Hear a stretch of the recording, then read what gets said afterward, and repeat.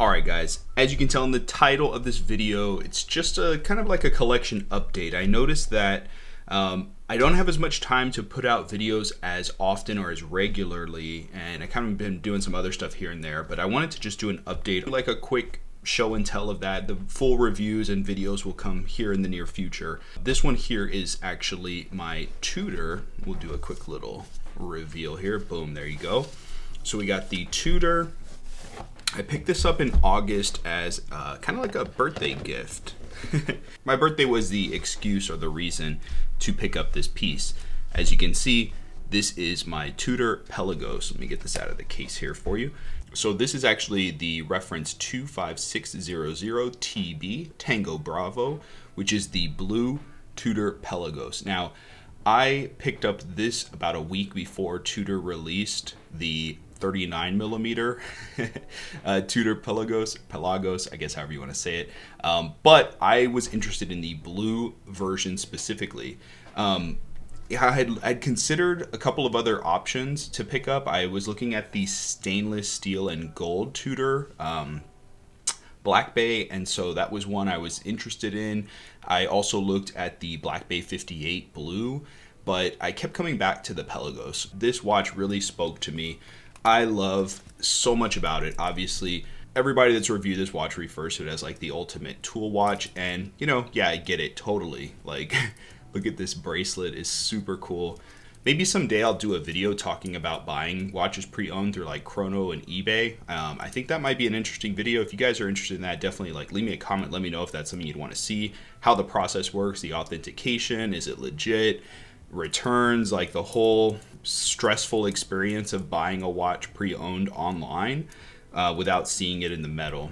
Really cool watch. This one did a full set, has the extra straps, which I've yet to wear these on the watch. I've just been enjoying it on the bracelet. So this is a review I can't wait to do, and I want to put a lot of time and effort into it. So, you know, a lot of B-rolls, 3 cinematic shots, things I have planned for that. Enough rambling about the Pelagos.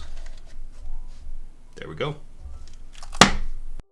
So the next watch I picked up, this is a ball watch. This is my first ball watch. I gotta say, freaking amazing watch and brand. This one here, as you can see, let me go ahead and get it out of its little sleeping beauty box there. This is the Engineer 3 Marvelite.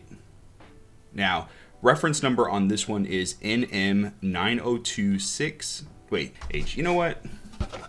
It's that one. That's the reference number there. It's so much easier. Anyways, really cool. You can see this watch has like a Rolex Milgauss kind of shape to it. This is 904L stainless steel, just like Rolex, of course. The specs on this thing are just amazing. This watch has 8,000 Gauss magnetic resistance. I think it's like 5,000 G force resist. Like it's overkill. But it's powered by a modified, or I guess like a decorated, I think it's an ETA or Solita movement. So pretty basic there, but tritium tubes. Come on, guys, hang on. I feel like all my lume junkies know about this watch, so there you go. I mean, phenomenal lume on this piece. I'll do some really cool lume shots of this watch, of course, when the time comes. I sold my Maurice Lacroix Icon Automatic 42 silver dial to fund this purchase. I'm not ready to pull the trigger on a Rolex. I really do like, well, I can tell you this, I'm not ready to overpay and spend above retail on a Rolex.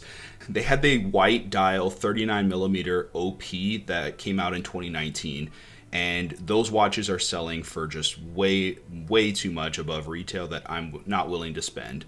This has the look of that. It also kind of has like that Datejust 41 vibe to it, since this does have a date. It kind of looks similar to that with the smooth bezel instead of the fluted bezel. But this watch is really cool. I can't wait to really do a cool review on this one for you guys too. And talk about strap monster. Man, this white dial is going to play well with so many different straps out there.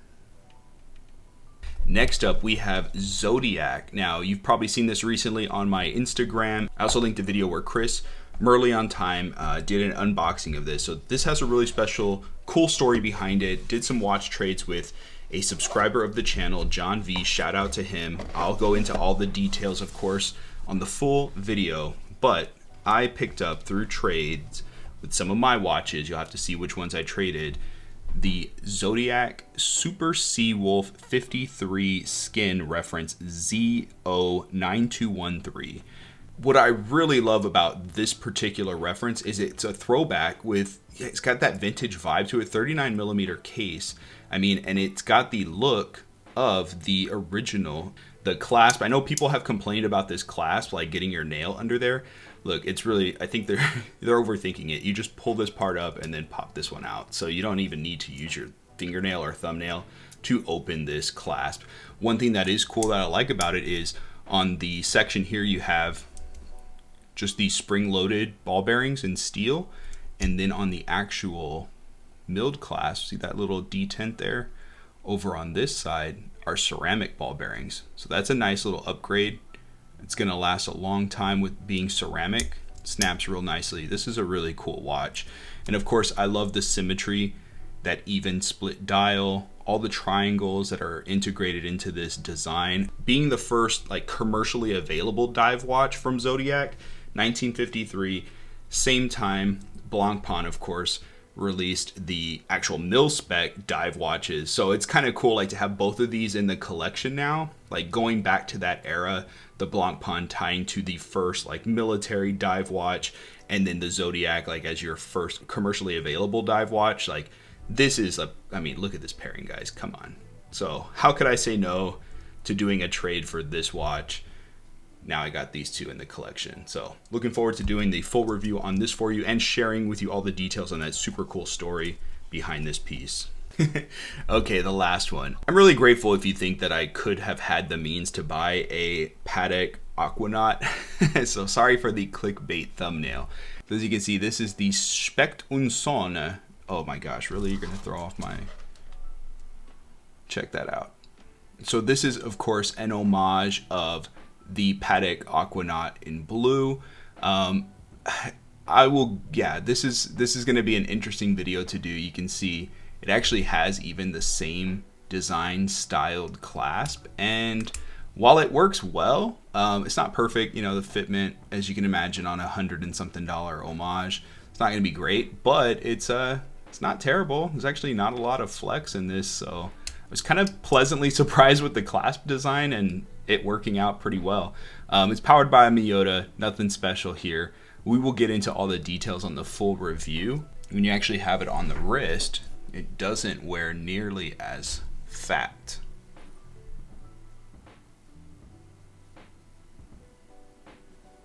So I know it's a love and hate with homages. A lot of people either love them or hate them, so they are popular on my channel. Now I'm not sure which of these I'll do next as far as which video, but please feel free to drop me a comment with what you'd like to see, and I would be more than happy to take that into consideration when choosing which video to shoot next. And as always, I look forward to seeing you guys and gals at the next one. Until then, may the Schwartz be with you. Take care.